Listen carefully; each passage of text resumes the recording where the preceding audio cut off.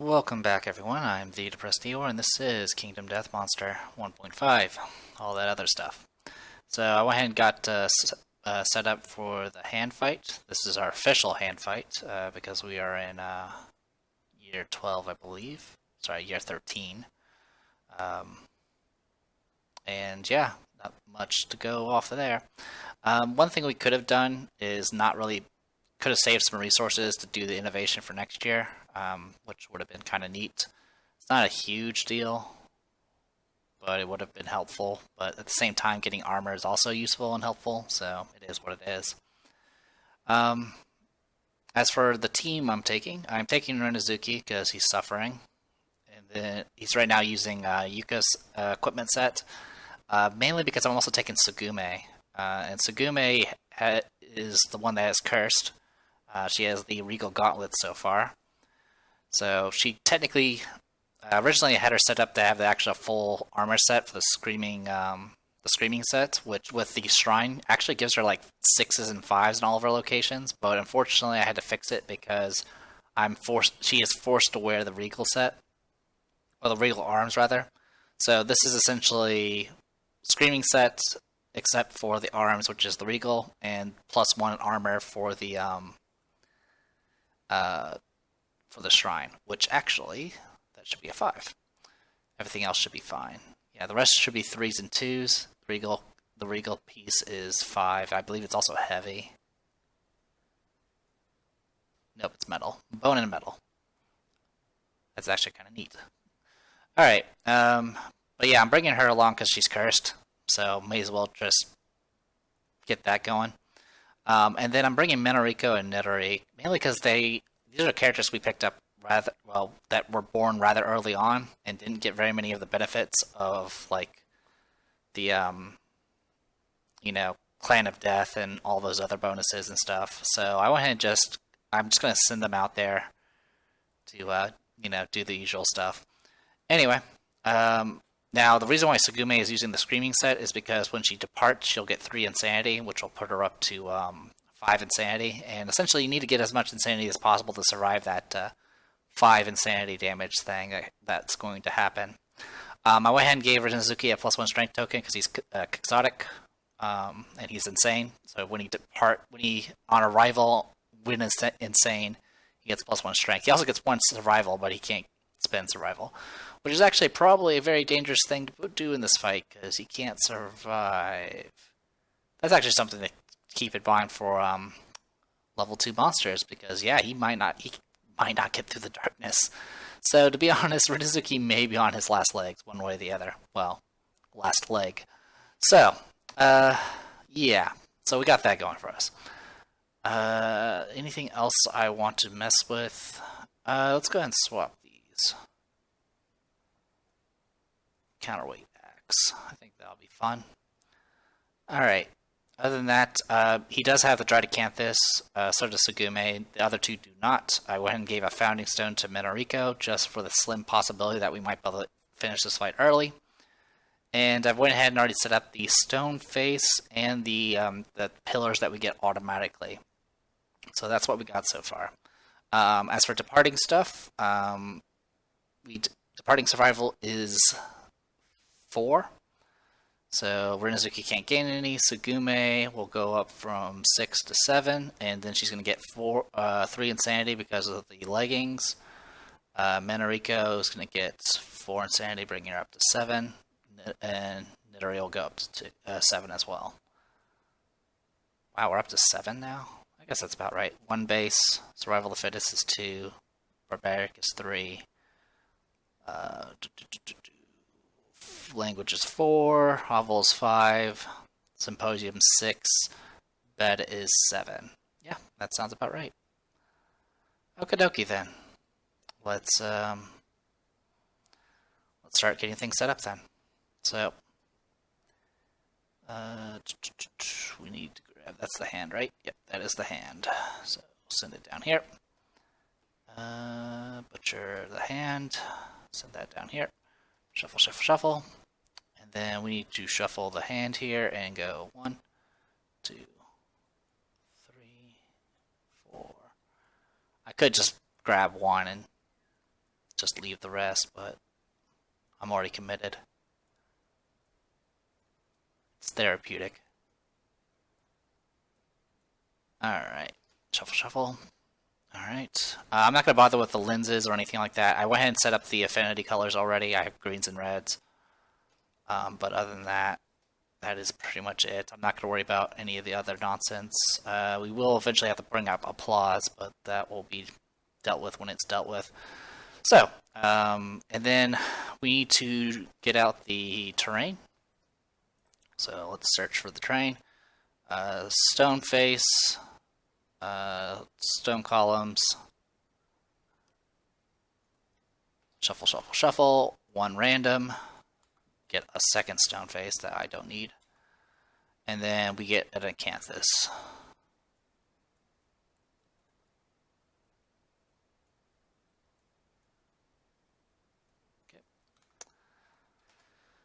Giant stone face has to be set 5 spaces away from all board edges.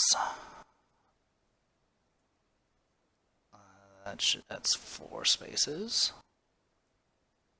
5 spaces, and then 5 spaces that way. And then acanthus plants that we don't really need. Well, we can get resources, I guess, from them. All right. 1, 2, 3, 4. Yeah, that's definitely far enough. Okay. We go first, so we'll go ahead and get started with that. And yeah, we'll go ahead and get started. We are. Oh, did I color? I colored the original, didn't I? Yeah, I did. All right. It was originally on Renazuki, so we'll just leave it there. All right. So first things first, I'm going to act with Minariko and take a look at the top 3 cards and see what we get.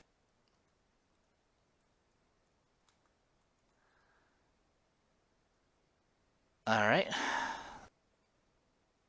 Ah, here it is. The hand is knocked. So if you if the blue eye is open, the hand will perfectly predict the attack. Cancel this hit. Critical wound. The hand is knocked down and gains +1 damage token. If the hand suffers a wound before it stands up, add 20 tokens to Impassable Eyes. The attacker may roll 1d10 and add their understanding to the result. If the result is 15+, you realize the monster is only feigning fury. Remove the +1 damage token the monster gain. Well, the person that's going to be doing this knockdown is not going to be able to do 15+. Oh, holy cow! It's okay. This is a different one. Critical hits, +1 survival. Add 1 extra token to Impossible Eyes, and then flip all the lenses closed. Other than that, if the result is 15+, the survivors realize they are being toyed with. The attacker gains +1 evasion, +1 accuracy, and then we got persistent. Survivors no longer suffer brain damage from Ghost Step. This is actually kind of useful. But I think I'm going to try to go for gold here. Is it even possible for me to do... So the big issue is I have to get through 14 toughness. Renazuki has 5 strength, 7 strength, and that brings it up to 11. So he would have to roll a 3 to get the wound off. That's assuming he doesn't get a perfect hit. Well, it doesn't matter about the perfect hit because he can't do that. Okie dokie. So yeah, this is doable. We might be able to pull it off. So we'll put this on top. But we have to hit him. Essentially, we have to throw the Founding Stone and then immediately take him down. Now, one thing I'm wondering about is about those eyes. Like, usually when things are knocked down, it's always a 3+ to hit.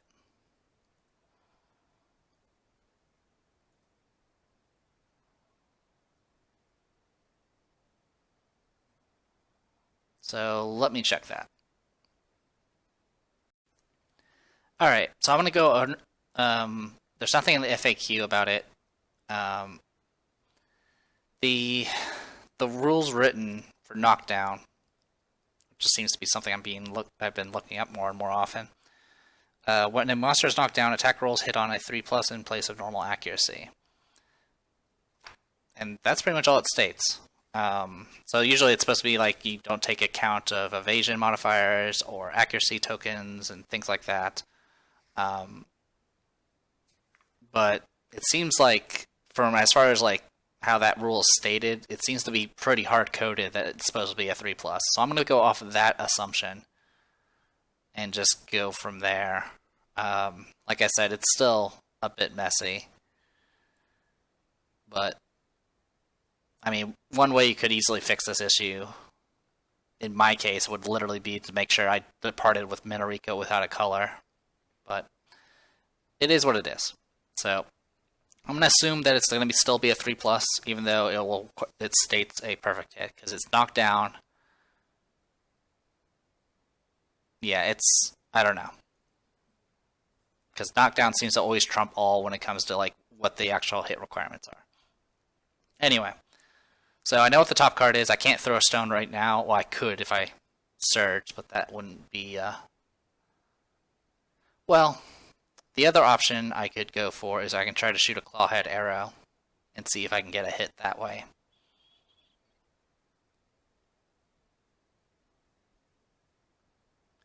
But I think I'll still wait until after the first turn to try that stuff.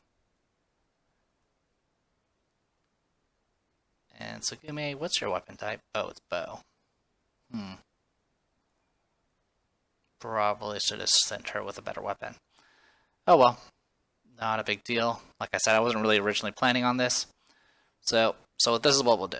First, Tsugume is going to just go ahead and search the Acanthus plant that's nearby. So it's going to be 2d10 plus 2 because she has a scythe and the leggings. Only 7. Well, she gets 1 survival. Then she's going to go 1, 2, 3, 4, 5. 1, 2.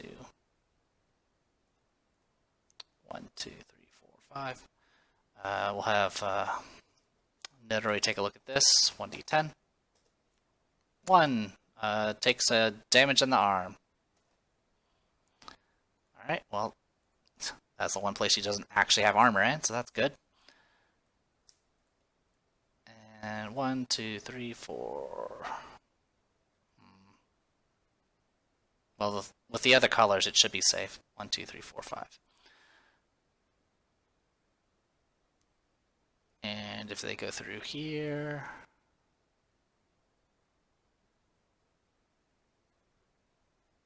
Well, she can move and shoot the arrow, so that's not an issue.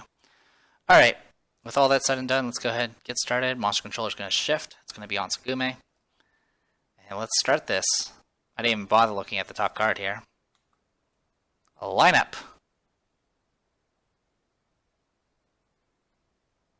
That is messed up. Because right now his position...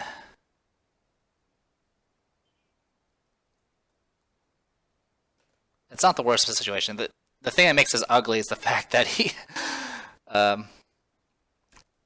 yeah, it's a bit weird. Let's read up on Stoneface. Move on to any space occupied by Stoneface. Survivors on top of the Stoneface move normally on it. Its monsters may always draw a line sight of them. Alright, I'm assuming the monster's on top of it, so you can still draw a line of sight of it.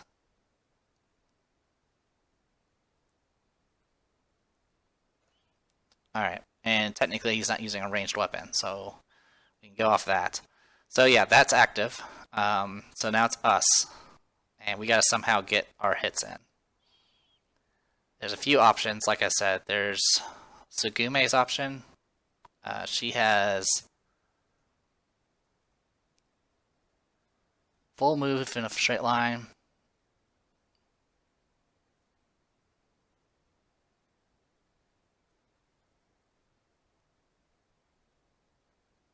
Yeah, I'm just seeing what my options are.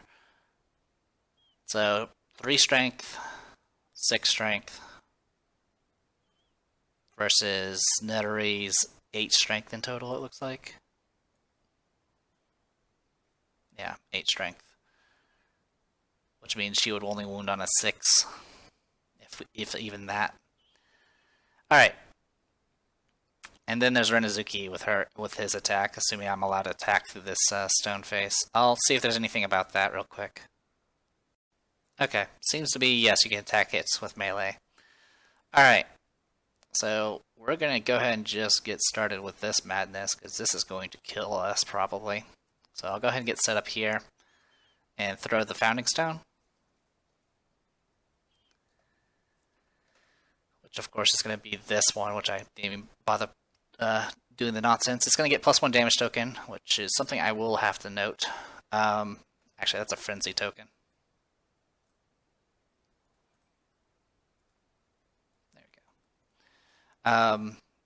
It does take a wound. I'm not going to mark it because really the only thing that matters is whether or not we get the second hit in.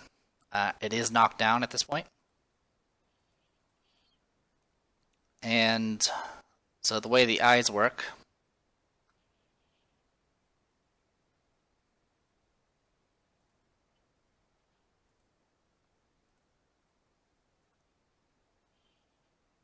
when a survivor with a blue aura wounds the monster, flip the lens to open. So this is a red aura, so it's going to have essentially red eye open right now.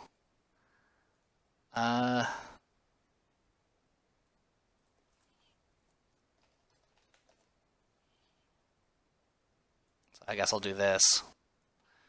Red eye is open. I'm not going to worry about whether or not it's a perfect hit or not until it's my last option. So, it is down. I'm going to go ahead and move up. 3. And attack. I get 2 attacks. Hitting on 3s. So Gume, do you have speed? You do not. You have accuracy though. But it doesn't matter because it's knocked down. So 2d10 hitting on 3s. 1 hit. Card doesn't matter. All it matters is whether or not I wound or crit. It is toughness 14.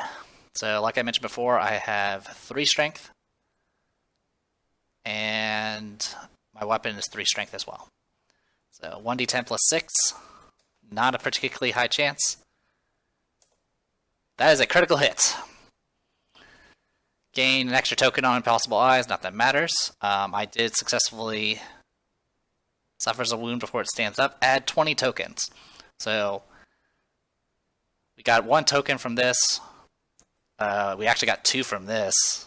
I could roll 1d10, but I don't think her understanding is high enough. It is not. So I'm not going to worry about that additional detail. And also we get to ignore all lens effects. The blue eye wasn't open, so it doesn't matter. And, yeah. So, that is 23 tokens, which I think is enough. We'll check real quick. I'm pretty sure it's enough. So more than likely we're going to get respect in a second. Possible eyes, we need 12 tokens. So, even at level 3, this would have been a success. So, we win. Yeah, this wins. I'm just going to make sure I didn't miss anything about this particular card. There is not. It flipped face up, and that was it. I got the knockdown on this thing. I'm just checking a few other things while I'm here. Place on the bottom of the deck, blah, blah, blah. Not a big deal. Yeah, I think we got it. Because, yeah, I mean, that was a crit, so it definitely was a wound. It's also above 14. So what happens is when the number of tokens reaches the limit, remove them and flip this card to respect. When the monster suffers a wound, it is impressed target the attacker. The hand draws its blade. All survivors are doomed. Survivors within 2 spaces of the hand are scorched by hot air from the speed of the attack. They each suffer 2 damage and their flammable gear is destroyed. Archived it. I don't think anything I have is flammable. No. Just checking down here. Soluble, consumable, stinky. Yeah, that's not. Yeah, not flammable. The Phoenix set, I believe, is flammable. Roll 1d10 on a result of 2+. The target suffers 10 damage with a -4 to any severe injuries. If they survive, they gain the Swordsman Promise Secret Fighting Art. Okay, so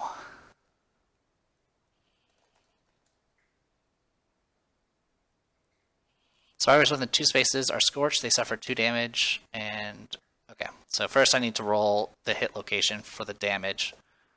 So it's going to be 2 damage to Sagume's body. Done. And then it's everyone within 2 spaces, which is actually just her. Yeah, Minariko is exactly is 3 spaces away. So that is it from that. All flannel gear, we did that. Okay, next we roll 1d10. And nothing happens. On a 2+, this target suffers a bunch of damage, and then there's a chance of getting the Swordsman Promise, which would have been neat, but not the end of the world. But yeah, since I could try to. Well, actually, I don't think I can re-roll it. But since it didn't hit her, it doesn't. I can't get Swordsman Promise. I'm fairly certain. Yeah, I think you have to be hit by the attack. I mean, that just makes sense. But just real quick, I'll go ahead and show that secret fighting art that we could have gotten. I've gotten it once, I think. At the start of each showdown, gain survival up to the settlement survival limit if you have a sword in your gear grid. It's neat, but it's not real. I mean, it's great for like going past like overwhelming darkness, which tends to sap your survival. And that's then the hand stops and the showdown ends. The survivors are victorious. Okay, we did it.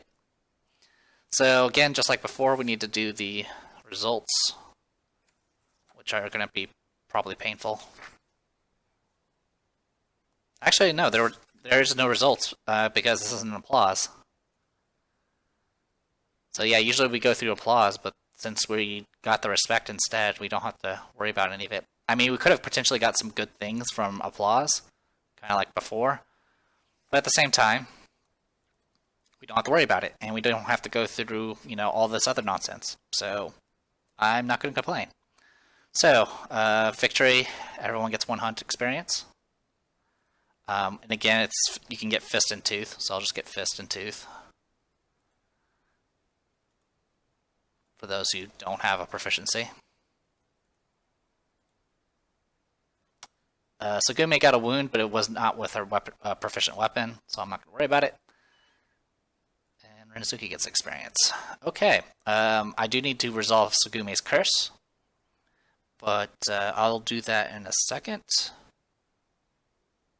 Alright, so next we need to roll 1d10 and do the reward.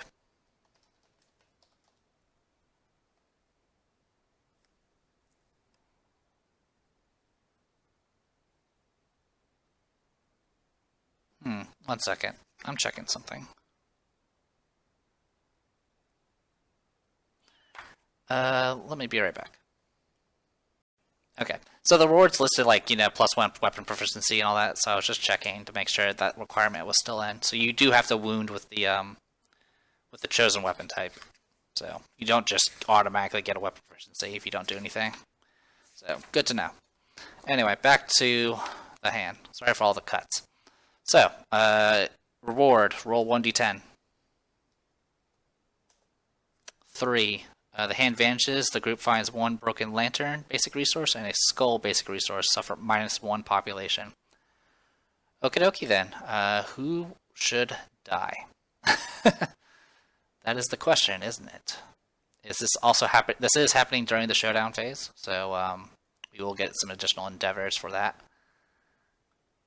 But I could get rid of our other generic. That is an option. Or we can get rid of somebody we don't like. How about Sune? I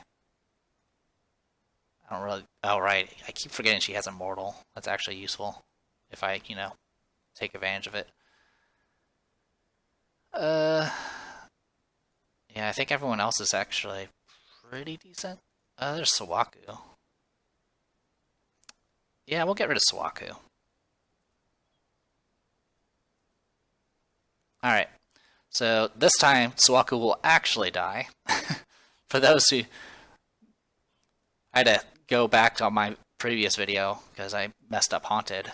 But yeah, this time she'll officially die. So, bye-bye Sawaku. Dead. But we get her skull and Broken Lantern. So we get that going for us. Alright. We did get a skull, so it's going to be +1 insanity for somebody. We'll give it to...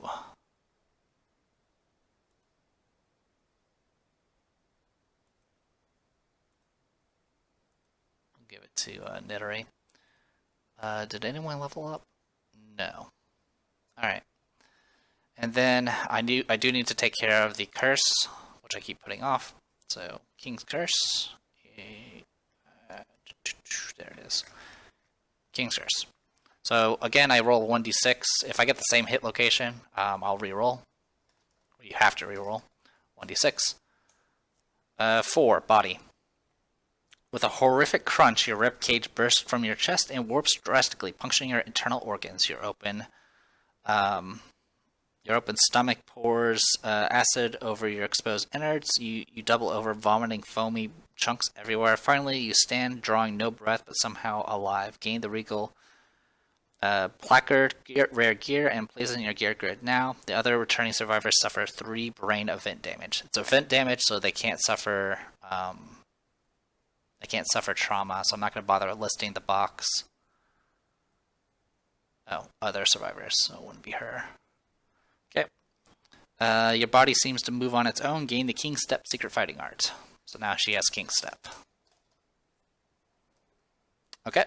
And then we get the placard. Regal placard. Same thing, 4 armor. Metal bone cursed. I do have to immediately put it on my gear grid though, which kind of sucks. So I'm just going to get rid of a Dridacanthus, because you have to discard, and go from there. Alright, so now she's got 2 of the 5 pieces. Once she gets that 5th piece, she'll become a Kingsman and leave the group. But for now, she's okay, and she now has King's Step, which will be useful in the future. Yeah, overall, that was pretty amazing. It wasn't going to be, like, literally the only chance, I think that's the only hit location that has that effect, where it gives you 20 tokens if you get another hit in while he's knocked down. And so that's pretty much what I do. I check to see if I can find that hit location. If it's there, I'll throw a Founding Stone at it and then go from there. I have beaten him through actual damage before. It is doable, but it's obviously super dangerous. And then it wasn't too difficult because you only open eyes on wounds, and since I had 2 green auras, and they both had access to surging, I essentially could have attacked 4, 5, 6, 7 times and attempted wounds for all of them, and eventually, hopefully, one would get through. So probability-wise, it would have been on my side. And I didn't have to worry about the rule conflict between the open eye and the knockdown, because I didn't use Renazuki, which is fine. I mean, I kind of wanted to use Renazuki simply because I wanted to get him to get his axe experience, because if he gets up to 6, then every time he does intimacy, we would have essentially a specialist in axe to mess around with. But it is what it is. So we'll go ahead and close that out. And I need to get the resources in, so I'll just do that now. Before I forget. So here's the skull, and we get a broken lantern. Yeah. So if we had an organ, we could have done something with this stuff, but not happening. But yeah, overall, definitely got no complaints. Could have been a lot worse. So I'm going to go ahead and call this a video. When we come back, we'll do the settlement stuff. I am the Depressed Eeyore, and this was Kingdom Death Monster. See you guys next time.